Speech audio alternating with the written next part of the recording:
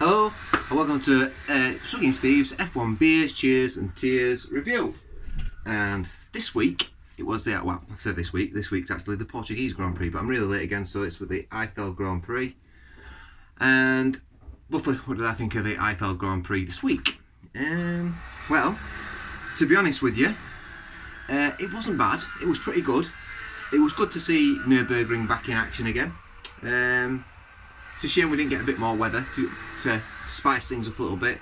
And it was good that we didn't have the free practice, because the free practice made it a little bit more interesting to see where the cars were, and obviously the cars didn't know where they were before qualifying, really, from just one practice session. So that was interesting. So, but it was one of those Grand Prix. I'm going to keep this quite quick today. It was one of those Grand Prix. Sorry, there's something going across there. It was one of those Grand Prix where it was.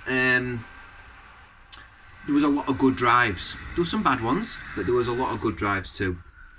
So let's start the ball rolling. First of all, the people that I'm going to give my cheers to. I'm going to give my metaphoric cheers because I'm not drinking because it's first thing in the morning. Zombie Cake, that's what I will be drinking later, by Brewdog. Really nice porter actually. It's an praline and chocolate porter. It comes in at 5%. It's not a bad porter. It's a little bit thin on the body, but it's decent for 150. Can't go wrong. It's a good one. Anyway, back to what I was saying before. So, yeah, the Eifel Grand Prix. So, who did we start with? So, first of all, Daniel Ricciardo. He's got to get up there with the cheers because, let's be fair, he's been after that podium. He's been unlucky not to get that podium before now. Consistent all weekend. Yeah, great race. Solid race by Ricciardo. Definitely deserves that. First podium for Renault in their sort of like renaissance since, 2000 and... When did they come back onto it? 2014, something like that. Quite a bit ago now, weren't it? I think Grosjean were driving for him at that point. And then, what's his name? Julian Palmer had a little stint in it with him. But anyway, since they've started coming back to Formula 1, and it's looking promising, I must admit, that Renault is looking promising, and hopefully next season, with the regulations staying the same, they might be up there. Fingers crossed. So next on the list has got to go to Nico Hülkenberg. I mean, Nico Hülkenberg, I think, has he got a bigger points tally now than Sebastian Vettel, and he's only done 2 races. So yeah, brilliant race again from him. I'd no experience. Did no practice. I think he came back at grid, didn't he? So he had no runs in quality. He didn't do bad in qualifying, but he had no practice. Didn't have a chance to sort that car out in the race. Came through and finished in the points. And I think that's a pretty impressive feat for Nico Hülkenberg. And good on his profile because there's still that Red Bull seat that's not been decided yet. So who knows? But yeah, nice one, Hülkenberg. The third for my cheers today is gotta go to Roman Grosjean. I am a bit of a Roman Grosjean fanboy, and it's quite fitting considering he's lost his seat, hasn't he? Because the Haas have given up both their drivers for next season for 2 new drivers, which I think is the right thing.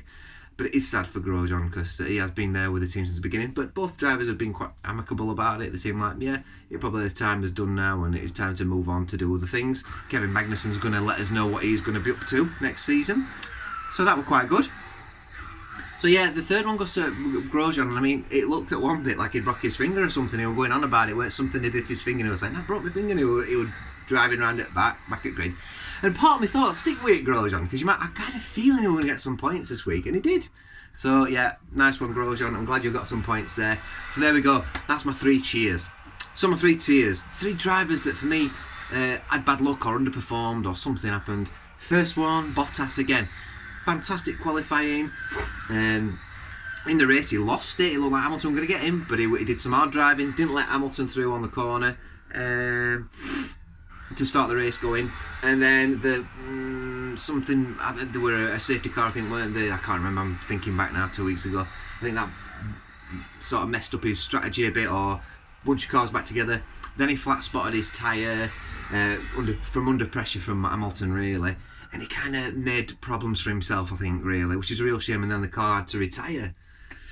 So gutted for Bottas a bit. But we shall see. We'll see what he's like this weekend. And we've got to hand it to Bottas. He's fast. And if he's if he can out-qualify Lewis Hamilton, the best qualifier of all time, allegedly, well, maybe so, I mean, statistically he is, then he's a good driver, isn't he? You know, and I know his racecraft at the moment leaves a little bit to be desired, but he's up arguably against one of the best of all time. So we've got to factor that in.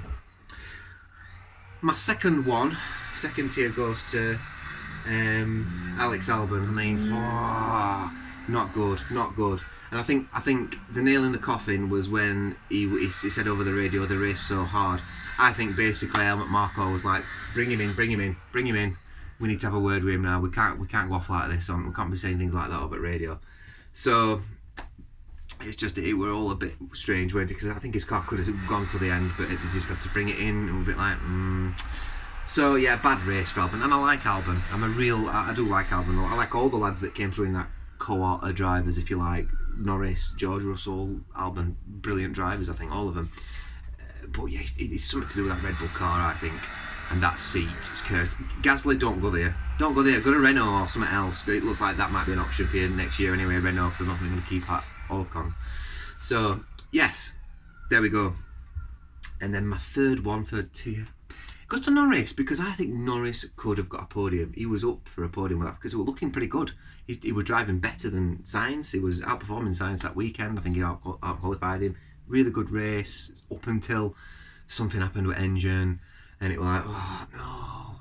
So that was a bit of a shame for Norris, because I think he could have been in for another point, at least a 4th place finish. And that's twice in a row. And he should be either 4th. I think he should be 4th now in the standings, really, because he's been DNF'd twice in a row. And I know this is Formula 1, and you know, results are results at the end of the day, but it is a bit of a shame. So there we go. That's my statistics, and that's what I think the drivers should have got. Well, that's what I think the drivers that deserve shedding tears for have had tears shed for them, and the drivers that have had cheers have had some cheers for them. The overall mark I would give that Grand Prix, so what would I give it out of 10 based against all Grand Prix of all time? I'd give it a solid 6.5 out of 10. 6.5, not quite a 7. It weren't bad, it were pretty good at times. It were good, it were really good actually, but then at other times it was just boring again, like traditional modern Formula 1. So yeah, it gets a solid 6.5 out of 10. Alright, thanks for watching. Let me know your opinions below, and hopefully I'm going to try and get the next Grand Prix, the Portuguese ones, up pretty quick. I'm going to put a link to all my other F1 reviews of this season up, and see you later. Bye.